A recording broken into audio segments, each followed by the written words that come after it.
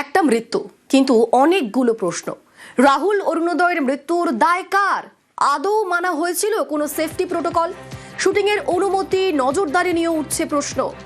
Extra শটের shooting চালায় life jacket পরা সম্ভব নয়, সেক্ষেত্রে অভিনেতাদের সুরক্ষায় আদৌ রাখা হয়েছিল সুইমিং টিউব? একাধিক প্রশ্ন উঠে আসছে। আমাদের সঙ্গে সরাসরি রয়েছেন প্রতিনিধি পঙ্কজ।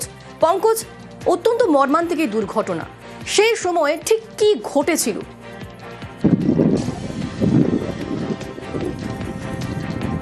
দেখো অনিতা, তোমাকে প্রথমত জানিয়ে রাখি যে জায়গায় আমি দাঁড়িয়ে রয়েছি সেই তালসারির যে বীজ রয়েছে, ওই বীজ যেখানে তুমি দেখতে পাচ্ছ পুরো মাঝখানে বালি একেবারে দ্বীপ রয়েছে, চারদিকে কিন্তু একেবারে সমুদ্রের জল। সেই বিচে তারা এসে দ্বীপে এসে তারা কিন্তু শুটিং করছিলেন।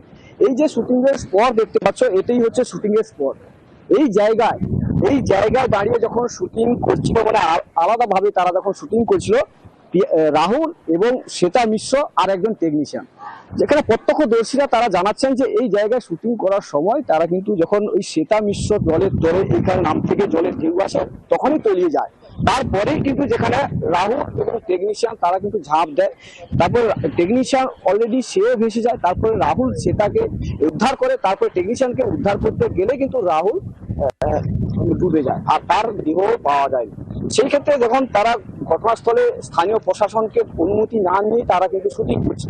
তবে ওইখানে যেখানে ডোঙ্গা অর্থাৎ বোটে যারা কর্মীরা রয়েছে তারা কিন্তু পরে প্রায় 1.5 ঘন্টা পরে কিন্তু তার দেহ উদ্ধার করে কিন্তু তাকে দীঘা জেনারেল হাসপাতালে তাকে নিয়ে যাওয়া। তবে সেখানে চিকিৎসক মৃত বলে ঘোষণা করে।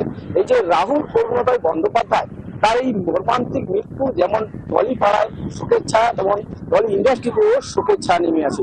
তুমি জানো যেখানে চিরদিনে তুমি যে আমার প্রথম যে শুটিং হয়েছিল সেখানে কিন্তু তিনি এই দীঘাতেই নাম নিয়েছিলেন, তার নাম উঠে এসেছিল, সেটা হচ্ছে দীঘা ল্যারিকা হোটেলে। সেই হোটেলে থেকেই কিন্তু পঙ্কজ, এই মৃত্যুতে তো অনেকগুলো প্রশ্ন উঠে আসে যে আদৌ এই মৃত্যুর দায় কার, কারণ সেখানে সেফটি প্রোটোকল কি মানা হয়েছিল?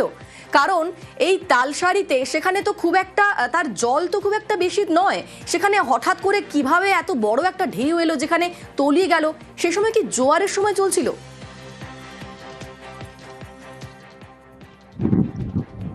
একেবারে তখন কিন্তু জোয়ার ছিল। আর তোমাকে জানাই, এখানে জল না থাকলেও এই যে দ্বীপ রয়েছে, দ্বীপের চারিদিকে যে জল রয়েছে সেই জলের কিন্তু গভীরতা অনেক।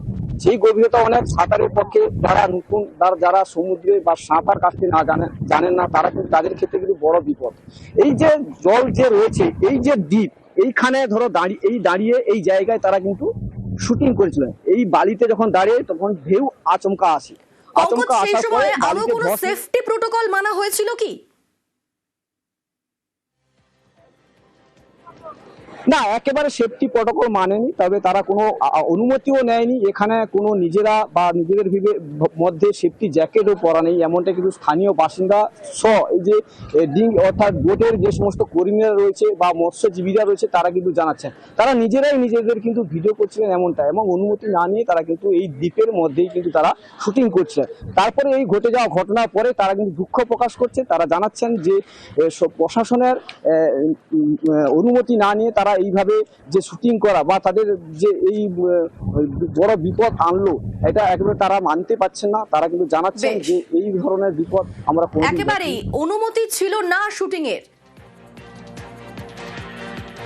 2 দিন ধরে শুটিং করছে, লোকাল কোনো পারমিশন নেয়নি, পুলিশ থেকেও কোনো পারমিশন নেয়নি, প্রশাসনিক দিয়ে কোনো সাহায্য তারা নেয়নি, তা নিজেরা এসে শুটিং করছে।